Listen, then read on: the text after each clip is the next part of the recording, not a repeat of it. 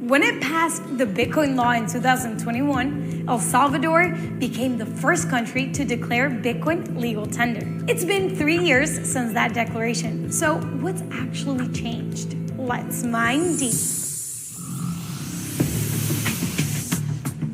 El Salvador President Nayib Bukele says he wants to make Bitcoin legal tender in his country. El Salvador could become the first country in the world to make Bitcoin legal tender. It was the first day and the first country in the world to adopt Bitcoin as legal tender. El Salvador is the only country in the world where you can buy almost anything with Bitcoin. When something is classified as legal tender, it just means that when someone offers to repay his debts with it, should the creditor reject it as a settlement of the debt, the law will not recognize his rejection. So something doesn't actually need legal tender status to be good money, and vice versa. The US dollar is terrible money, but it's still legal tender, and it still shapes global markets. Still, throughout history, what has and what hasn't been legal tender has massively impacted the development of the world we live in today. Often, governments have declared coinage issued by themselves to be legal tender in order to popularize it and strengthen the grip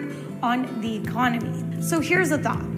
Bitcoin is a decentralized currency, not issued by any government. So why did El Salvador, a sovereign nation, decide to recognize it as legal tender? What does a country stand to gain? I will send to Congress a bill that will make Bitcoin a legal tender in El Salvador. Well, 70% of Salvadorians don't have access to traditional banking services. And it doesn't take a genius to realize that when you activate them with Bitcoin, the country will benefit.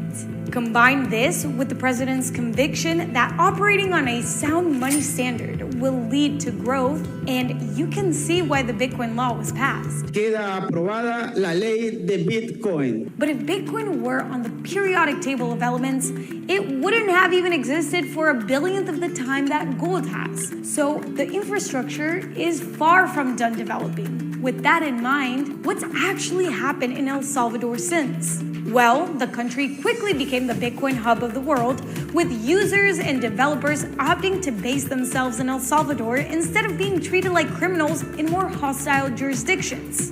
The legal environment surrounding Bitcoin in El Salvador as a result of the Bitcoin law has served as both a petri dish for infrastructure and a shelter for disaffected Bitcoiners all around the world.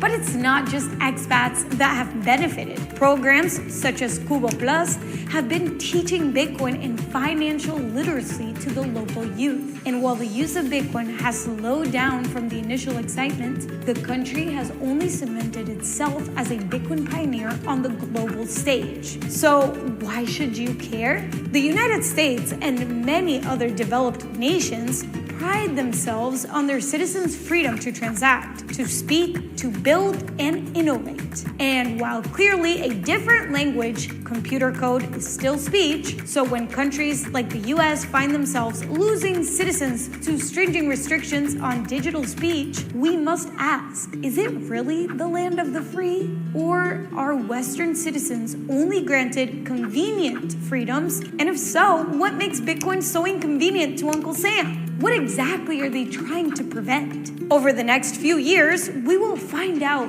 just by watching El Salvador. So, what do you think will happen? Will Bitcoin gradually become more widely used, eventually saving Salvadorian economy? Or will its usage continue to drop to irrelevance? Don't miss Stefan Rivera backstage. I want to go back in time to that time that Bitcoin clicked for you. When was that? So for me, it was basically late 2012, early 2013. So I sort of read an article and it just, wow, Bitcoin challenges central banks. It helps separate money from state. I see the problems of fiat currency in terms of the inflation cantillon effect that benefits those people who get the new money first. It's not a just system, and Bitcoin is going to change that over time. It's not going to happen tomorrow. We are playing the long game. But I think Bitcoin is a fundamental challenge to the way fiat currency works and the way that we have cheap debt in society today. And I think Bitcoin is just going to upend so many models and ways we think about society. It will change the culture of society.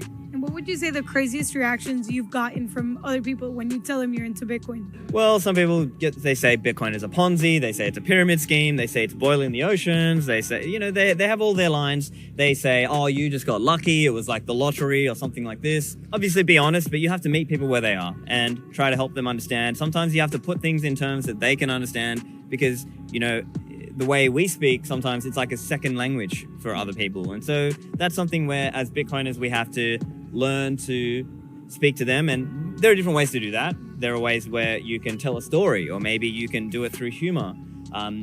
There's all kinds of ways that you can do that sort of thing. Of course, a lot of my content is focused on the educational aspects of Bitcoin. It's maybe a little bit more in the technical side, or maybe more about Austrian economics and macro and what's happening around the world. But I think if we're looking to increase our ability to reach people, it's stories, emotional appeals, humor. I think those are some of the ways to reach people. What advice would you give someone that is approaching a bear market? Like right now, what would you tell them? Like, what are some things to calm them down and, to make them hodl their Bitcoin? So, look, the conviction aspect, it takes years to build, right? It's not something that I can just give you it right now. I think it just takes time, learning, and having been through multiple cycles. So Bitcoin has been through many 80% drops, and it's recovered each time. And I think the important thing is to focus on how more people keep using Bitcoin, and it doesn't seem to die. It just keeps surviving. And I think in the earlier years, it wasn't as clear that Bitcoin would come back, right? So for example, in the 2014-15 bear cycle, it wasn't clear that Bitcoin was ever going to come back. Then in the 18-19 cycle, it was sort of like, oh, it's not that bad. And this bear cycle, it barely even, we're sort of coming out of a bear cycle, arguably.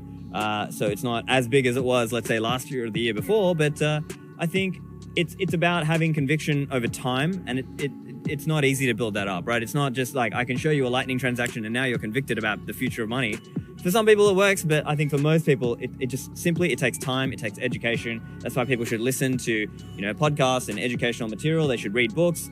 And, part of it is also just learning to stack sats, right? If you can stack, whatever you can save into Bitcoin, and then just play the long game. And I think that's the important thing. So in some ways, it's about being able to stay solvent, right? Because if you don't have income, then you're going to have to spend down your stack to eat and live and pay rent and everything. So, keeping your income, keep on working, and, live within your means.